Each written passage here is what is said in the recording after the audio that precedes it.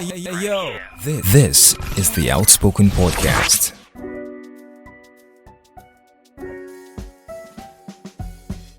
Welcome to today's podcast. Let me ask you a question. If you had so much to do and you feel like the time that you have for this day is not enough, what's the first thing that goes off your list? For an average human being, it's sleep. Sleep is the one who suffers for not having enough time.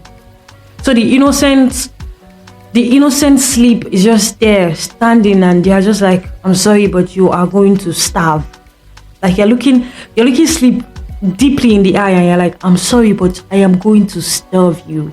I'm not going to give you any sleep, even if you think that you deserve it, because I have so much to do.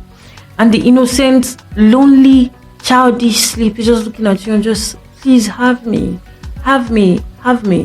But there's one thing that we are not looking at when we are depriving ourselves of sleep, and that is the long-term implications of not having enough sleep. So you are thinking that, okay, you sleep today, your body feels fine, so you're like, I'm okay, don't worry, I'll recover from my sleep. If I'm not able to sleep today, I'll sleep tomorrow, I'll just sleep throughout the day. Your body doesn't look at the throughout the day sleep. Your body accumulates the non-sleepless nights over time, and then it accumulates everything, and that's what causes problem in the body. So there's a minimum amount of sleep that you should have every day. Some people would say 6, some people would say 5, some people would say 8, depending on your age range. But it is required that every human being has at least 5 hours of sleep. Scientists has found that people that have less than 5 hours of sleep every day are prone to diseases. Not just you having headache or that you stay awake and then you're very hungry. But one of the diseases that you are prone to have is cardiovascular diseases. Cardiovascular diseases like stroke, hypertension, and so on. And also there's a likelihood of you having obesity. Current research has shown that people who sleep less than 5 hours every day are prone to be obese. So what do you want to do? Do you want to have the hourglass figure, or you want to be obese? The choice is yours. I place before you life or death. But pick life, shall you feel me? Except from cardiovascular diseases, there's also a possibility of depreciation of your immune function. So your immune system becomes weaker, and the ability for your system to resist infection decreases. So there's just so much that you have to consider when you are trying to meet your deadline, and your sleep should not be one of those things that you take off your list. Instead, find a way to plan your day properly so that you can do all the work that you have to do during the day and have enough sleep at night.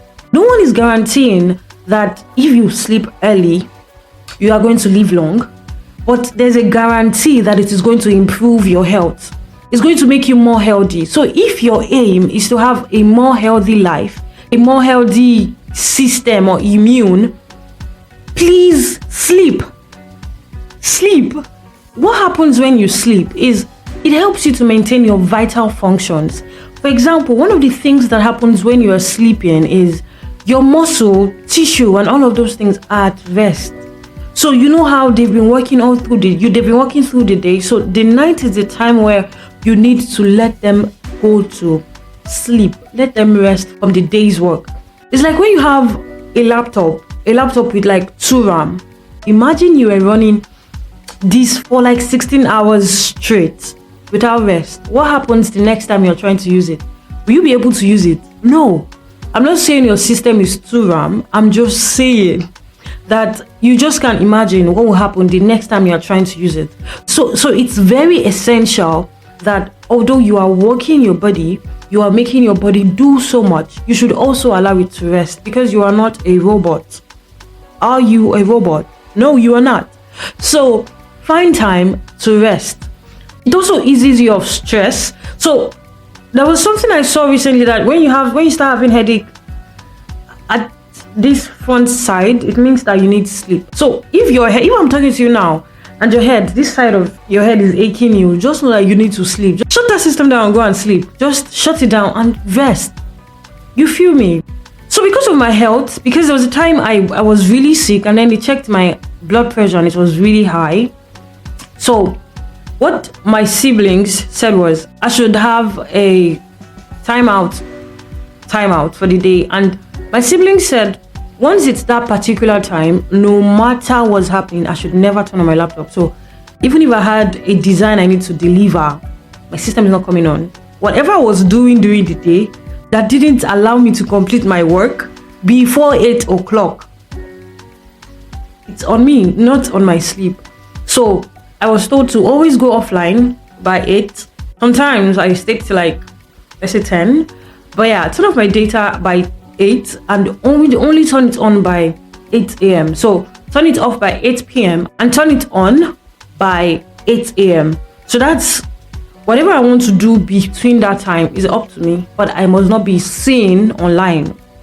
It was easy to do that at night because sometimes I'm usually tired when it gets to 8 o'clock. So I just rest, see a movie and sleep. But it's always hard in the morning because when I wake up early, not early, to some people it's late, but then I wake up early. To some people, I wake up early, please. I'll give myself that accolade. I wake up early.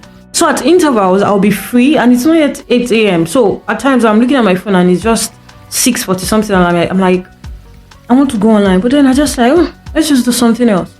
So you see me, I'm having my bath in the morning, like around, let's say 7:20, just because I'm not supposed to be online.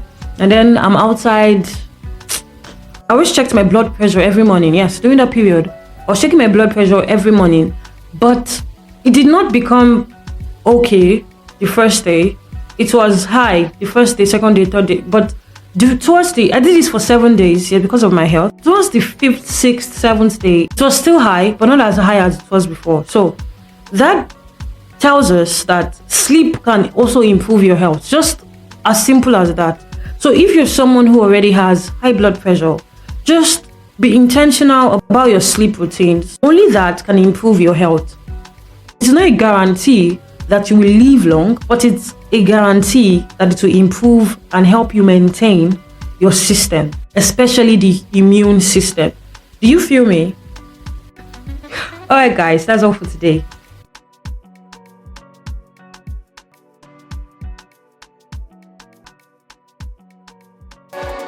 Thank you for listening to the Outspoken Podcast.